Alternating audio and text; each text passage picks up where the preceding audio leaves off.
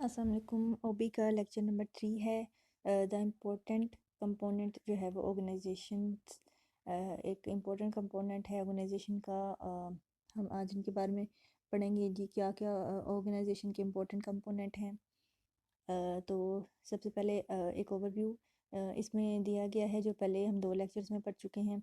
Organisation structure and culture effect how people and group behaviour in organization. किस तरह से लोग ऑर्गेनाइजेशन में बिहेव करते हैं। ऑर्गेनाइजेशन का स्ट्रक्चर और कल्चर इस पर बहुत ज़्यादा इफेक्ट करता है। ऑर्गेनाइजेशन का स्ट्रक्चर जो है वो फॉर्मल सिस्टम है जिसमें एक टास्क है, रिपोर्टिंग रिलेशनशिप है जो कि कोऑर्डिनेट और कंट्रोल कर रहा होता है किसी भी इदारे को। और main structure that organization use to differentiate their activities and to group people into functions are or to divisions are functional, product, market, geographic, metric, network and virtual structure। मतलब कोई भी जो ऑर्गेनाइजेशन है ना उसमें डिफरेंट तरह के structure होते हैं। तो मेन स्ट्रक्चर कौन से होते हैं? फंक्शनल हो गया, मतलब फंक्शंस की बेस पे आपने किसी भी ऑर्गेनाइजेशन को डिवाइड कर लिया। मतलब किसी एक फंक्शन ये है जी एचआर का फंक्शन है, एक जो है वो ये फंक्शन है जी मार्केटिंग का फंक्शन है, एक अकाउंट्स का फंक्शन है। आपने डिफरेंट फंक्शंस की बेस पे किसी भी ऑर्गेनाइजेशन को डिवाइड कर लिया।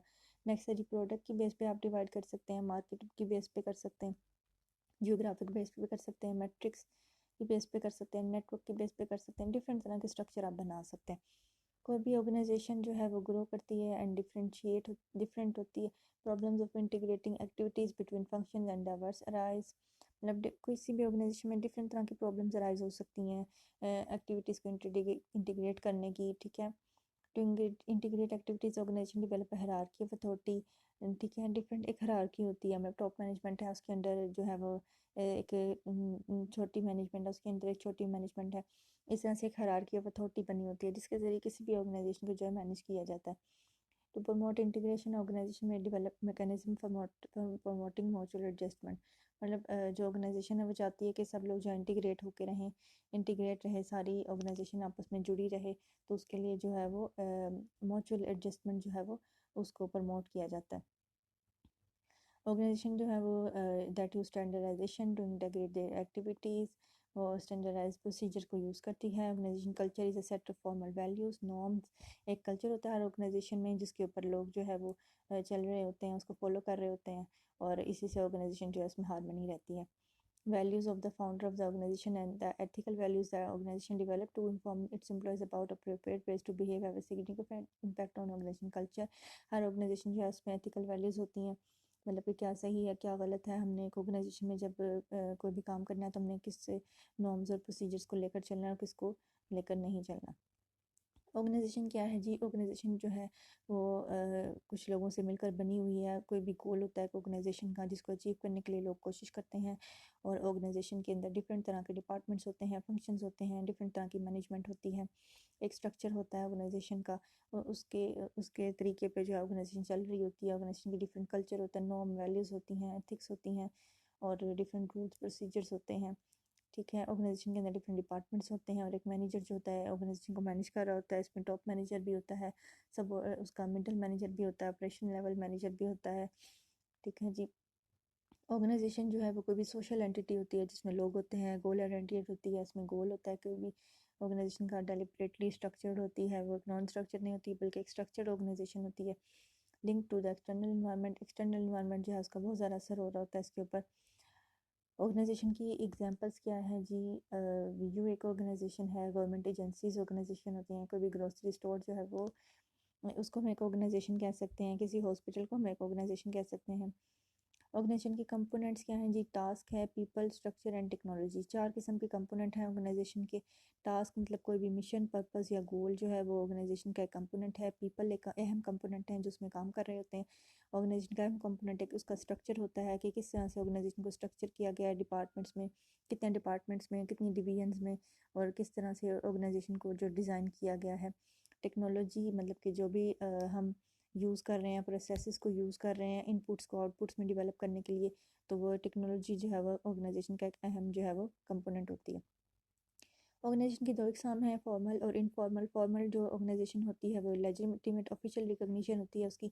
मतलब कि कोई भी फॉर्मल ऑर्गेनाइजेशन हो गई, जैसे कि हम कहेंगे ये हॉस्पिटल एक फॉर्मल ऑर्गेनाइजेशन है, इसमें फॉर्मल काम हो रहा है, मतलब डॉक्टर्स आते हैं चेक करते हैं मरीजों को।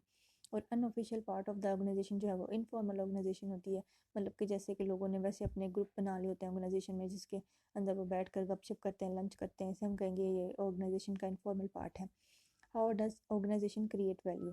अच्छा जी, ऑर्गेनाइजेशन कैसे एक वैल्यू बनाएगी अपनी? अब ऑर्गेनाइजेशन के पास डिफरेंट इनपुट्स होती हैं, ठीक है, रॉ मटेरियल हो गया, उसके बाद मशीनरी होती है, लोग होते हैं, लोगों के पास नॉलेज होता है, ठीक है।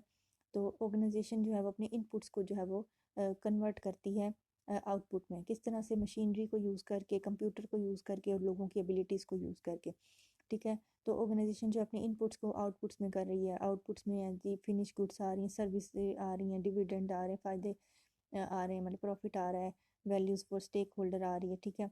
और ये सब कुछ हो रहा है, और एक जो है वो इन्वायरमेंट है ऑर्गेनाइजेशन का, जिसमें रहते हुए ये सारा कुछ हो रहा है, ठीक है।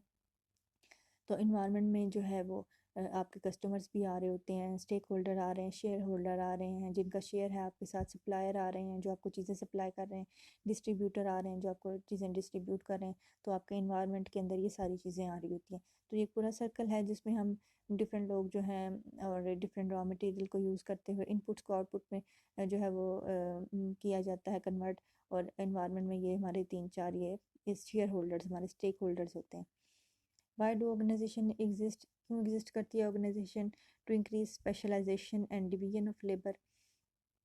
हम हमारी स्पेशलाइजेशन इंक्रीज़ होती है और लोगों की डिवीजन होती है। यूज़ लार्ज स्केल टेक्नोलॉजी, इसमें एक बड़े स्केल पर टेक्नोलॉजी को इस्तेमाल किया जाता है जो कि आम अकेला बंदा नहीं कर सकता। Manage the external environment, external environment को भी मैनेज कर रहे होते हैं साथ साथ। इकोनॉमीज ऑन ट्रांजैक्शन कॉस्ट, जो हमारी ट्रांजैक्शन की कॉस्ट है उस पर ये इकोनोमाइज़ करती है। एक अकेला बंदा अगर कोई भी काम कर रहा हो तो उसे बहुत ज़्यादा महंगा पड़ता है, लेकिन ऑर्गेनाइजेशन में जब सब मिलकर एक काम करते हैं तो हमें 1+1 11 मतलब सिनर्जी जो है वो आती है। Exert power and control, organization में जो है वो पावर और कंट्रोल भी ज़्यादा होता है, एक अकेले बंदे का उतना पावर कंट्रोल नहीं होता। फैक्टर्स इफेक्टिंग ऑर्गेनाइजेशन जी, ऑर्गेनाइजेशन को क्या क्या इफेक्ट कर रहा है? ऑर्गेनाइजेशन का इन्वायरमेंट इफेक्ट करता है और टेक्नोलॉजिकल इन्वायरमेंट इफेक्ट करता है। ऑफ कोर्स ऑर्गेनाइजेशन का जो इन्वायरमेंट है उसमें डिफरेंट लोग हैं, डिफरेंट तरह के डिफरेंट लोग मिलकर एक इन्वायरमेंट बनाते हैं डिफरेंट, तो वो ऑर्गेनाइजेशन को इफेक्ट कर रहे होते हैं। और एक टेक्नोलॉजिकल इन्वायरमेंट होता है, मतलब कि नई नई टेक्नोलॉजी रोज़ से रोज़ आ रही है तो वो भी ऑर्गेनाइजेशन को इफेक्ट कर रही होती है। ऑर्गेनाइजेशन का जो प्रोसेस है वो क्या है जी? Organisation environment is the set of resources surrounding an organisation, मतलब कि इनपुट्स हो गई डिफरेंट तरह की ऑर्गेनाइजेशन के इन्वायरमेंट में ही आ रही हैं जो कि आउटपुट्स में बना रही हैं चीज़ों को, ठीक है। और ऑर्गेनाइजेशन जो है वो compete for scarce and needed resources, organization को डिफरेंट तरह के रिसोर्सेज चाहिए होते हैं जिनके लिए वो मेहनत करती है कि उसको मिले। There is much uncertainty about obtaining needed resources, sometime ऐसा होता है कि स्केयर रिसोर्सेज होते हैं, कमी होती है रिसोर्सेज की, ऑर्गेनाइजेशन को मिल नहीं रहे होते, उसके लिए भी ऑर्गेनाइजेशन को बहुत ज़्यादा मेहनत करनी पड़ती है। Technology is the second design contingency and organization faces, technology के लिए भी ऑर्गेनाइजेशन को बहुत ज़्यादा मेहनत करनी पड़ती है कि रोज़ रोज़ टेक्नोलॉजी चेंज हो जाती है, तो उसको यूज़ करने के लिए ह्यूमन रिसोर्स की भी ज़रूरत होती है, उनको ट्रेनिंग देने की भी ज़रूरत होती है। इसके अलावा जो है वो ये बहुत बड़ा एक चैलेंज होता है किसी भी ऑर्गेनाइजेशन के लिए।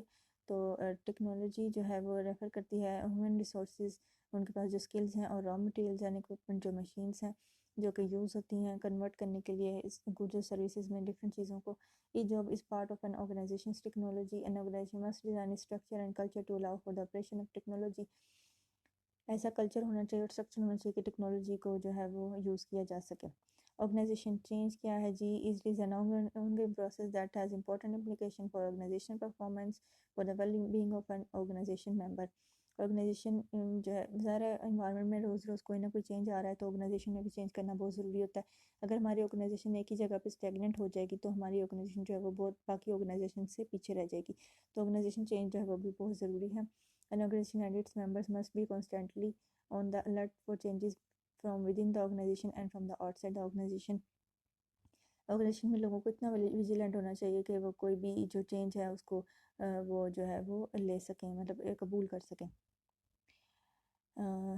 एक है जी चेंज भी डिफरेंट टाइप का होता है। इंक्रीमेंटल चेंज होता है, मतलब आहिस्ता आहिस्ता चेंज करना है।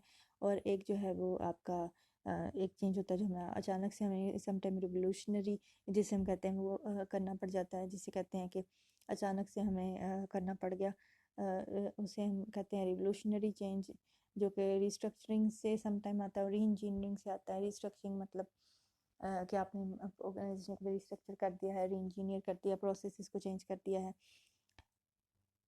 अच्छा जी, ऑर्गेनाइजेशन के लिए क्या क्या चैलेंजेस हैं जी? ग्लोबलाइजेशन, मतलब ग्लोबलाइजेशन का ज़माना है आजकल, मतलब इंटरनेट के ज़रिए जो है वो ग्लोबलाइजेशन बहुत ज़्यादा हो गई है। मतलब डिफरेंट हमें कंट्रीज़ के ऑर्गेनाइजेशंस के साथ हमारा जो है वो कंपटीशन बढ़ता जा रहा है, और हम जो है हमारे कस्टमर सप्लायर वो बाहर के हैं, और सम टाइम हमें उनकी डिमांड्स को पूरा करने के लिए बहुत ज़्यादा नई टेक्नोलॉजी लेनी पड़ती है, और हमें इसके लिए मेहनत बहुत ज़्यादा करनी पड़ती है। तो ग्लोबलाइजेशन की वजह से ये बहुत बड़ा चैलेंज है जो किसी भी ऑर्गेनाइजेशन को फेस करना पड़ रहा होता है। High quality and low cost, हमें अपनी जो क्वालिटी है वो मेंटेन करनी है, हाई क्वालिटी रखनी है। इसके अलावा हमें लो कॉस्ट में करनी है, क्योंकि हम चाहते हैं कि हमारा प्रॉफिट ज़्यादा से ज़्यादा हो, तो हमें लो कॉस्ट भी रखनी है, लेकिन हमें अपनी क्वालिटी भी मेंटेन करनी है। तो इसके लिए हमें जो है इस तरह के प्रोसेस जो है वो यूज़ करने पड़ते हैं, इस तरह की ह्यूमन रिसोर्स हमें यूज़ करनी पड़ती है जो कि इतनी काबिल हो कि वो जो है एफिशिएंट यूज़ कर सके रिसोर्स का, और ज़ाया कम से कम करे रिसोर्स को, और अच्छे से अच्छा जो है वो आउटपुट दे। हमारे मल्टीपल स्टेक होल्डर्स हैं, डिफरेंट तरह के हमारे स्टेक होल्डर्स हैं, जैसा कि सप्लायर्स हो गए, कस्टमर्स हो गए हमारे, इन सबको हम कहते हैं जी ये हमारे मल्टीपल स्टेक होल्डर्स हैं। तो हमें इन सब की जो है वो बात को सुनना है, इन सब की जितनी भी डिमांड है उन सबको लेकर चलना है, उन सब लोगों की डिमांड को सामने रखते हुए हमें काम करना है। तो हमारे लिए ये भी एक बहुत बड़ा चैलेंज होता है। रैपिड पेस ऑफ चेंज क्या है जी? हमारा जो इन्वायरमेंट है उसमें मुसलसल चेंज आता रहता है। कभी कोई न्यू टेक्नोलॉजी आ गई, कभी कोई न्यू प्रोसेस आ गया, कभी कोई न्यू प्रोडक्ट आ गई। तो हमें इन सब चीज़ों को देखते हुए अपनी ऑर्गेनाइजेशन जो है उसको भी थोड़ा चेंज करना पड़ता है। हम एक ही चीज़ पे स्टैग्नेंट नहीं हो सकते। तो हमें अपने ऑर्गेनाइजेशन को चलाने के लिए जो है वो चेंज को जो है वो इसमें इम्प्लीमेंट करना पड़ता है। तो ये जो है 4 चैलेंजेस हैं जो किसी भी ऑर्गेनाइजेशन को फेस करने पड़ रहे होते हैं। तो अगर कोई ऑर्गेनाइजेशन इन 4 चैलेंजेस को फेस कर ले तो वो बहुत अच्छी ऑर्गेनाइजेशन जो है वो बन जाएगी। तो ये आज का लेक्चर मुकम्मल हो गया। Thank you so much for listening. Please subscribe कर लें। Thank you so much. अल्लाह हाफ़िज़।